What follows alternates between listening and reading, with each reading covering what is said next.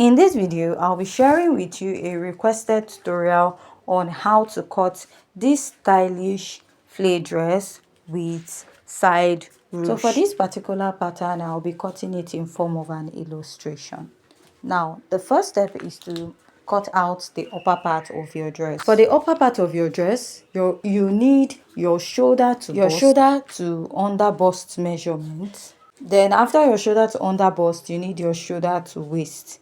Now, next step is to mark your shoulder measurement divided by 2, and you're going to add ½ inch to it because this dress has a sleeve. You will come down by 1 inch for your shoulder slope. Mark a basic neckline of 3 inches by 3. Now you're going to connect. After connecting to your shoulder slope, the next step is to go ahead to connect from your neckline all the way up. Now you're going to find your chest line, which is your bust circumference divided by 6 plus 1.5 inches. Whatever you have, mark a straight line at that point. Now, after you're done marking, all you have to do is divide your shoulder by 2 plus half again because this dress has a sleeve. If you don't add this ½ inch now, you'll be adding it when you're transferring your pattern to fabric. Now, you're going to divide this your armhole into 2 equal parts and you mark the midpoint. From the midpoint, you come out by ½ inch at that point. Now, place your tape and you mark your bust circumference divided by 4. Now, after marking this, you want to go ahead to connect. Connect from the midpoint all the way up and then connect it to your bust circumference divided by 4. Now, the next step is to mark your dart. You're going to measure your nipple to nipple, divide it by 2 and mark. After marking that, place your ruler and connect. Now, the next step is to go ahead to mark your dart. For your dart, you're going to mark ½ inch on both sides of your pattern. Now, after marking that, come down by 1 inch. Then you're going to go ahead to connect from here all the way down and also to connect at the other side. Now, let's insert the body measurement. Measure around your bust and you're going to divide it by 4.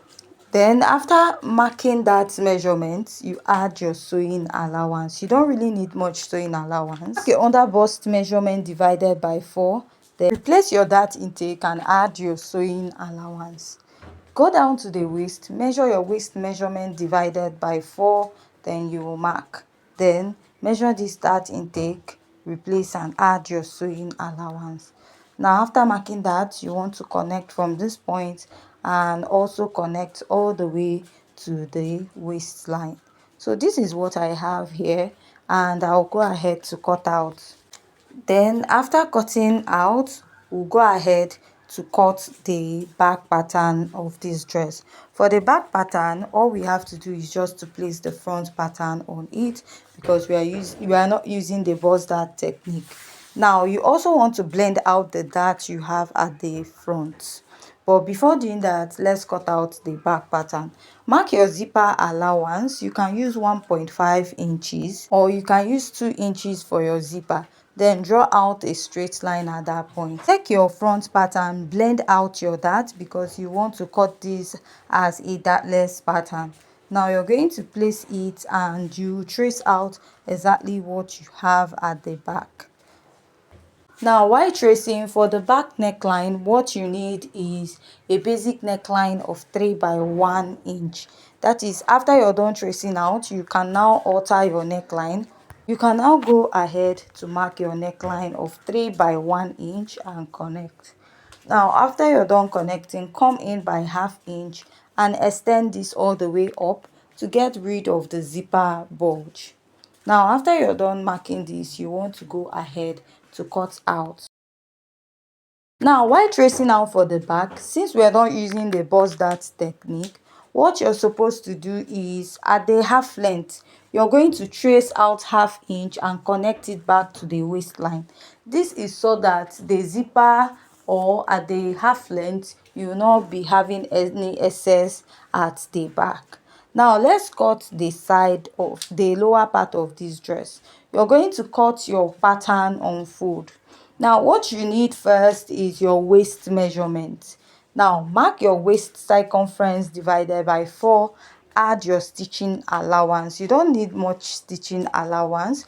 Now after marking that, you're going to measure about 7 inches to get your hip point. If you're a much taller person, please consider using 8 inches. Now at your hip point, mark your hip measurement divided by 4. Then you're going to add is to your hip measurement, like half inch or 1. Then add your sewing allowance. Be a ruche at this side of your skirt, so you don't want it to be too fitted. Now connect from the waist to the hip point. So while connecting to this point, you're going to have like a flay effect.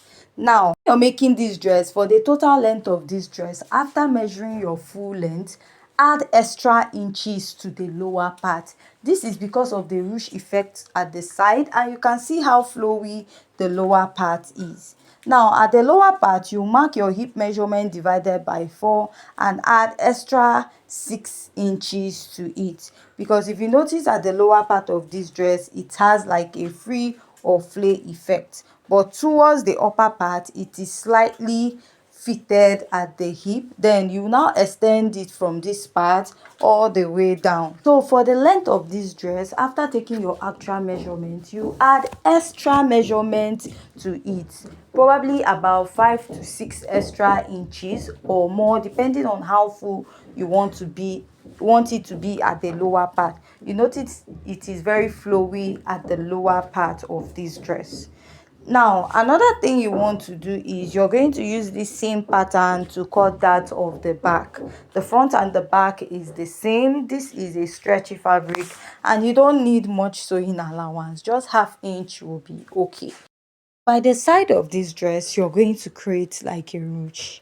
Now what you're going to do is, before joining the front part of your skirt to the upper part, you're going to place your fabric, which should be about 2 to 2.5, and the length should be close to the hip point, just like we have seen. Now you stitch the sides, stitch the center, and stitch the lower part at that point.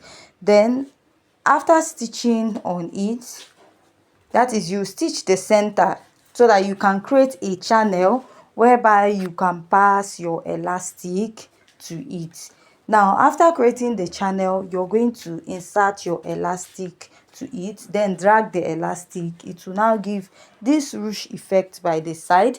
You now join the front part to the upper part, then join the back of the dress. After joining it, you can now join the front and back together and your sleeve.